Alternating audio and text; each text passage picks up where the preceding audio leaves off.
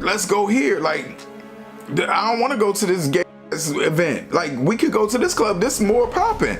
You know what I'm saying? Plus, Busta invited us in the section. You don't miss out on an opportunity like that.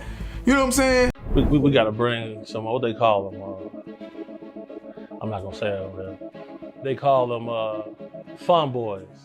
They'll say we got to have some fun boys in the section for Busta. You hearing this?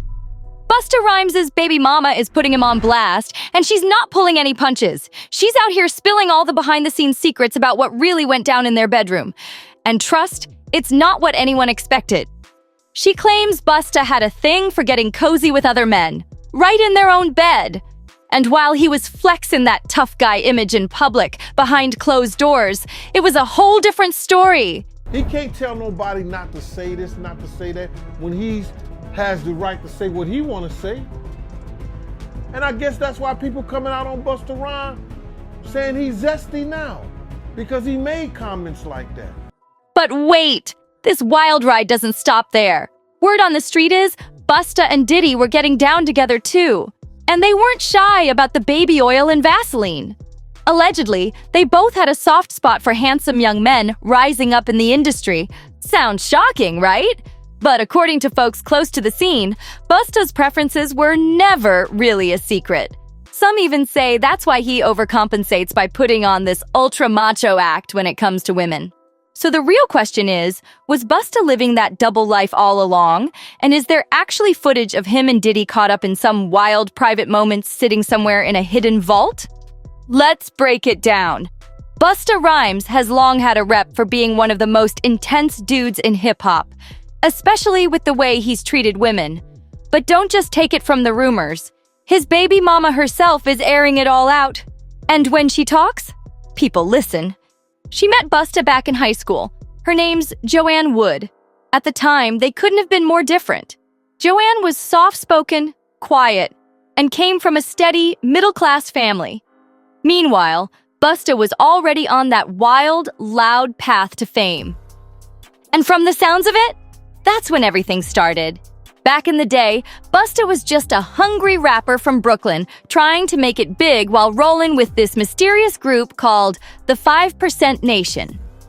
Even though he and Joanne Wood came from totally different worlds, they got together fast, and just as quickly, they moved in. But according to Joanne, things weren't all love and roses. She later told the New York Post that the relationship was toxic right from the jump. Their problems ran deeper than just personality clashes. Yeah, they argued over petty stuff, like who left the toilet seat up or why the toothpaste cap was always missing, but that was just the surface. Joanne said, "He's a Taurus. Real arrogant. Always got a problem with something." But at the same time, she admitted he had a soft side too, just not enough to keep their home life peaceful. Meanwhile, Busta's career was heating up. He was making noise with the rap group leaders of the new school, and by the early 90s, they were getting attention. But the group eventually broke up, and in 1993, Busta went solo, ready to take over the game. In the middle of all this chaos, Joanne went into premature labor while 5 months pregnant. Tragically, their baby boy only lived for a few hours. Despite the heartbreak, the two tried again. By 1994, they welcomed their son to Zia. While Busta's fame kept rising, and he launched his own label, Flip Mode, under Elektra Records, Joanne chose a different path. She stayed home, raising their son, and steering clear of all the music industry madness. No red carpets, no club appearances, just a mom doing her thing, while Busta was out touring, stacking success, and living that fast-paced celebrity life. It wasn't just that Joanne preferred staying out of the spotlight. Their relationship had straight up crumbled by the late 90s. Things really hit the fan in 1997 when a gossip site dropped a bombshell. Joanne had supposedly caught Busta in bed with another woman. And her reaction? Pure chaos. Word is, she went off, wrecked his car, and yanked several of his dreadlocks right out of his head. Now you'd think that'd be the end of the story, right? Nope. The two kept things going on and off like a never-ending toxic roller coaster. Joanne later revealed that Busta had actually proposed to her 3 different times, and each time she said yes. But for whatever reason, they never made it down the aisle. Joanne admitted she wasn't exactly stressing about him sleeping around, saying, "If he was, I didn't know about it. But I can't be naive. Stuff was probably happening." Still, a lot of people believed she already had her suspicions. Not just about other women, but about Busta's rumored interest in men, too. Despite the mess, they kept growing their family and had 2 more sons together, Tiki and Trillian. But while Joanne was at home raising the kids, Busta was out living wild. He wasn't just stepping out, he was doing it out in the open. By 1999, the receipts started showing up. Busta was officially confirmed as the father of a baby girl named Mariah after her mom, Jill Ms. Kelly, sued him for child support. And to make things even messier, that same year, he welcomed another daughter named Casey with a different woman, Rhonda. Eventually, Joanne had enough. The cheating, the drama, the constant disrespect. She was done with it all and decided to walk away for good. After Joanne walked away, you'd think Busta would slow down and maybe clean up his act. But nope, the drama just kept coming. Once he was officially single, Busta turned all the way up, and not just in the studio. The streets were buzzing with stories of wild parties, secret hookups, and VIP room madness. And let's be real, folks in the industry were definitely whispering about how Busta got down when the cameras weren't rolling. Sources close to the scene claimed Busta kept a tight circle, but even within that crew, people were talking. Rumors swirled that he was involved with not just groupies, but also some of the same up-and-coming male artists he was mentoring. And while nobody ever caught him red-handed, the gossip was loud. Some insiders even said there were studio sessions where things got a little too intimate after the beats stopped playing. But Busta wasn't just catching attention for his love life. His behavior in public was raising eyebrows, too. He was constantly beefing with folks, getting into heated arguments, and treating people around him like they were beneath him. Security guards, assistants, even fans. Nobody was safe from one of his infamous meltdowns. Some folks said he was just stressed. Others? They thought he was trying way too hard to protect a certain image. And while the tabloids were eating it up, Busta stayed silent. Never confirming anything, but never fully denying it either. That just made people talk more. It's like the louder he got in public, the more questions people had about what was really happening behind closed doors. Was it all just rumors? Or was Busta Rhymes living a double life he didn't want anyone to see? The streets were watching, and they still are. But Busta wasn't about to let Joanne walk away that easy. Oh no, he wasn't done with her yet. Instead of moving on, he dragged her straight into a nasty court battle, kickstarting one of the messiest custody fights hip-hop had seen. Now here's the kicker. Busta, who was constantly on tour, juggling baby mamas left and right, and dodging child support claims, actually wanted full custody of all 3 of their kids. Can you believe that? The same man who had other women taking him to court over unpaid support was now claiming he was the better parent? Wild.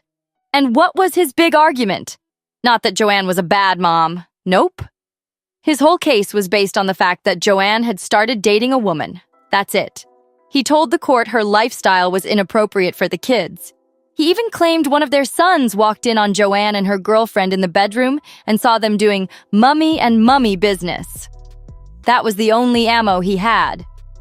Joanne's lawyer clapped back, asking straight up, where else was she supposed to be intimate in her own home, if not the bedroom?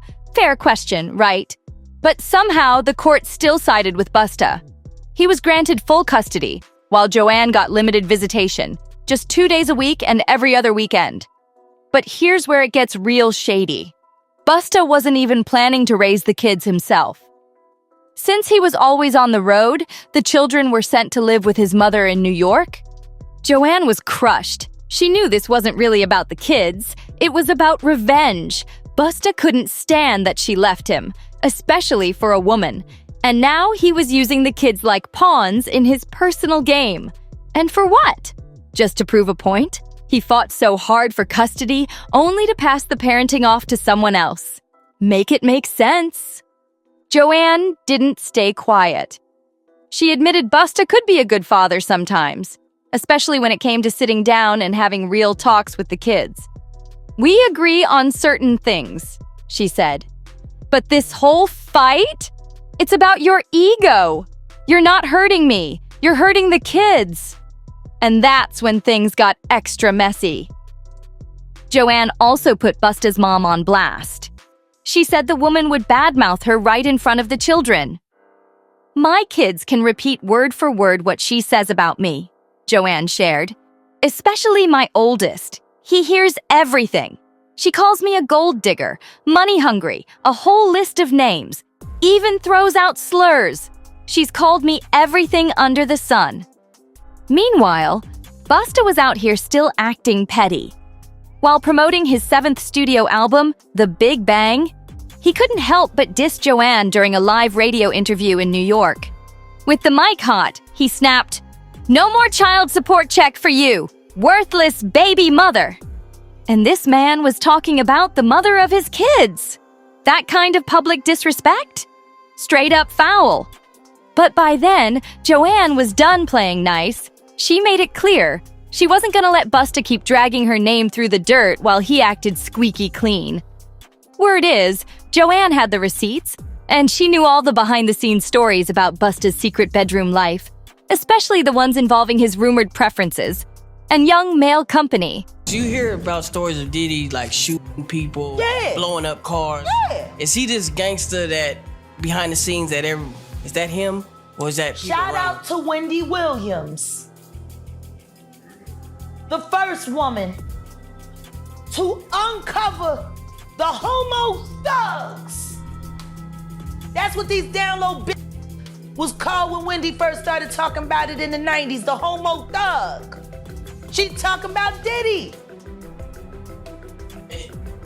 And then what's the stuff that's happening with Wendy Williams? Do you think this is all connection too? Of course. They've been waiting. He's been waiting. He was waiting for Kim. Remember? He was waiting. The casket was ready. She was literally casket ready. Now, let's not act like these whispers just came out of nowhere. Folks in the industry been talking for years. It's always been a quiet rumor that Busta was living on the down low. Even back when Wendy Williams tried to bring it to light, Busta was quick to shut it down. But that only made people talk more. Wendy Williams was one of the only voices bold enough to call out these so-called tough guys in the industry who were allegedly living double lives behind closed doors. She never held back. And when it came to the down-low scene in hip-hop, Wendy was naming names. Diddy was one of her main targets, and instead of just denying the rumors, he tried to silence her completely. Word is, he made calls to get her fired and tried to crush her entire career. But Wendy didn't stop. She always stood firm in her belief that Busta Rhymes was also one of those DL men, and she was convinced he had connections to Diddy's hidden lifestyle. For years, people brushed her off like she was being messy. But guess what? Over time, Wendy got vindicated. Why? Because eventually, the stories started coming out from the men themselves. A few came forward claiming Busta wasn't just partying behind the scenes. He was out here taking them straight to Pound Town.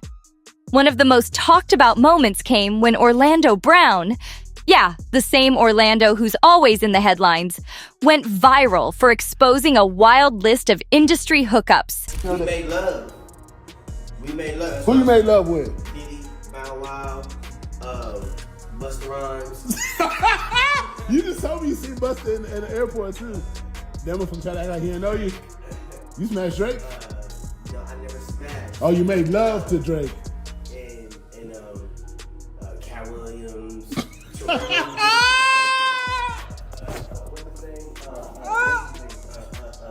Bro, you smashing a lot of people. What's that nigga name? Terrence Howard. Terrence Howard. Terrence Howard. Usher. Usher's a gusher. And What the why you not naming no hoes?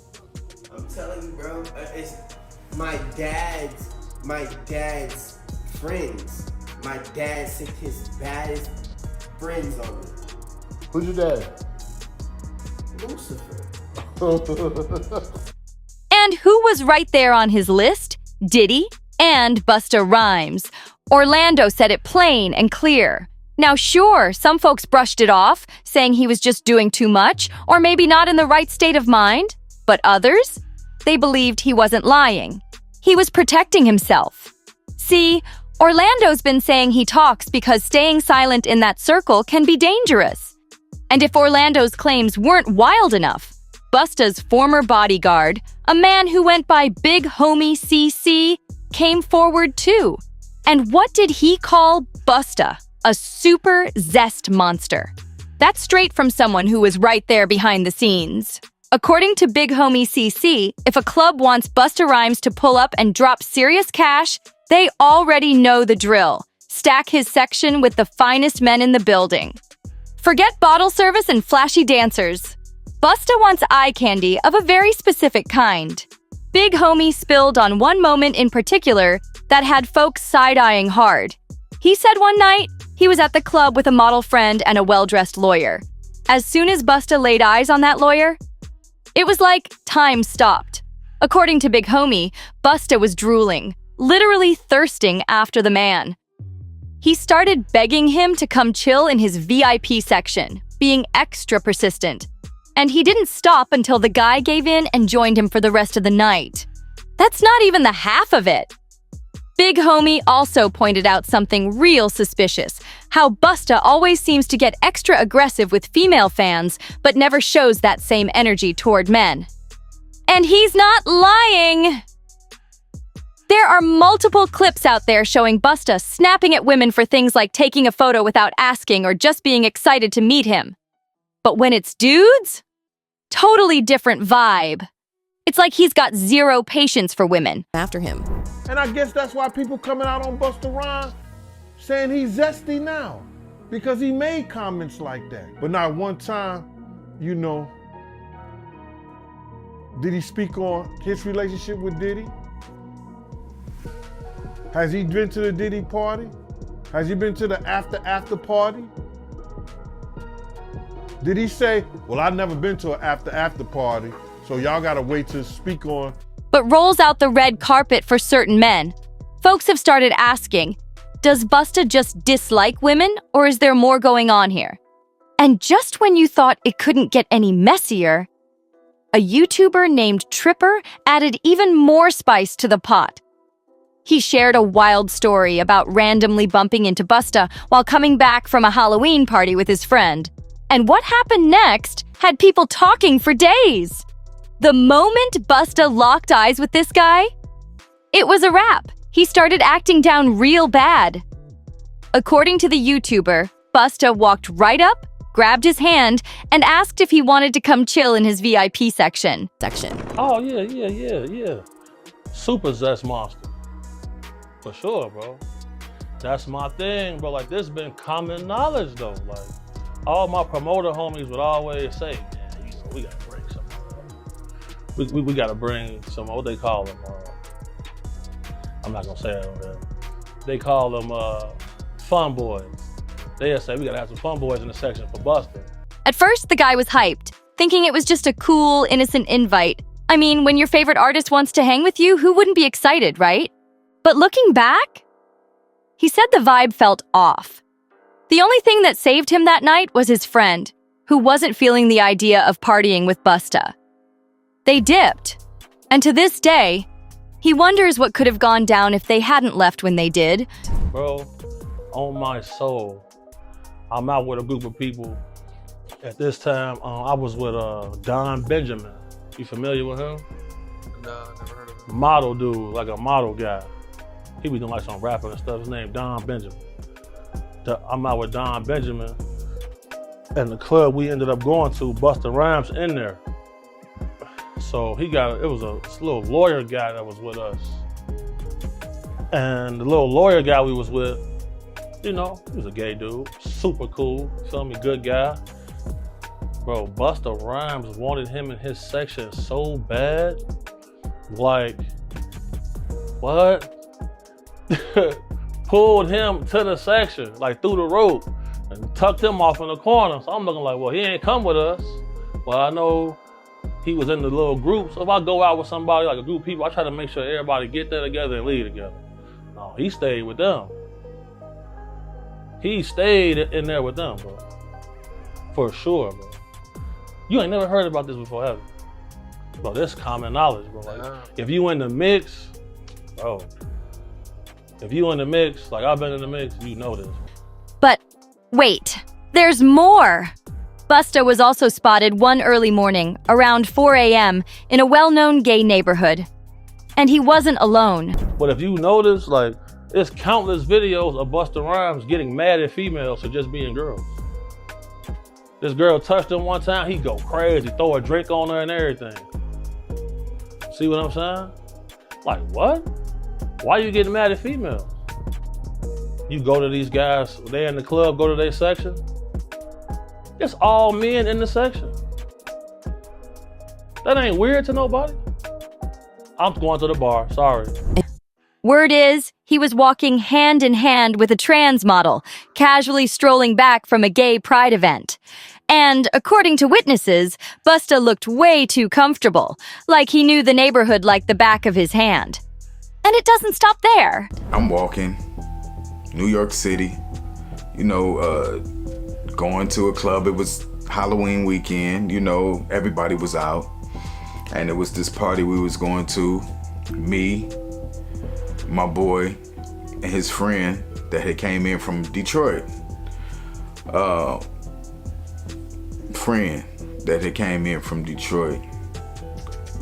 And I'm walking across the street and Busta Rhymes just grabbed my hand.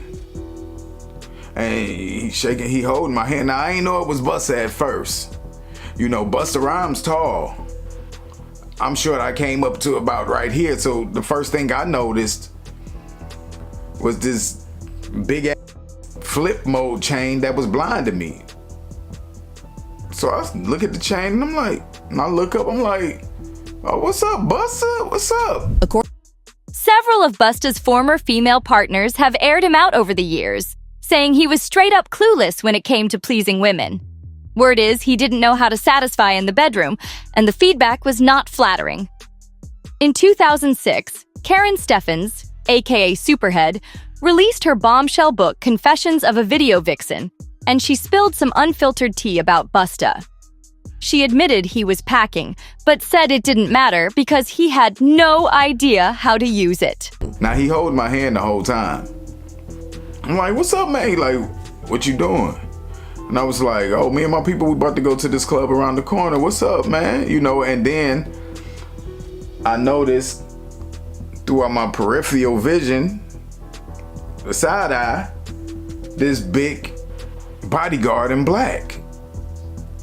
Just standing there, looking around, looked at me, still looking around. Meanwhile, Busta still got my hand in his hand. And he says, I'm about to go in this club. We got a section. You can come in with me if you want. And I'm like, word, for real? Like, that's what's up. Like, he was like, yeah. I was like, well, I gotta, tell my people. I was like, I come in, you know what I'm saying? He was like, okay, just let me know, tell them that you coming in there to meet with me and come on up. And I was like, bet. So, of course, I'm excited. You know what I'm saying? Busta Rhymes is one of my favorite artists of all time. And back then, I was really on my rap-ish, trying to get on. And I mean, what better way to network? Busta just invited me up to a section. So I'm excited, but I still kept it cool. I ain't no groupie. So I walk away and I tell my dude, I was like, who that was? He was like, yeah, I know who. Yikes! What makes it even more ironic? Busta's been known to publicly act like being gay is something shameful, dropping homophobic comments and trying hard to flex that alpha male energy. But behind the scenes, let's just say, the streets are talking.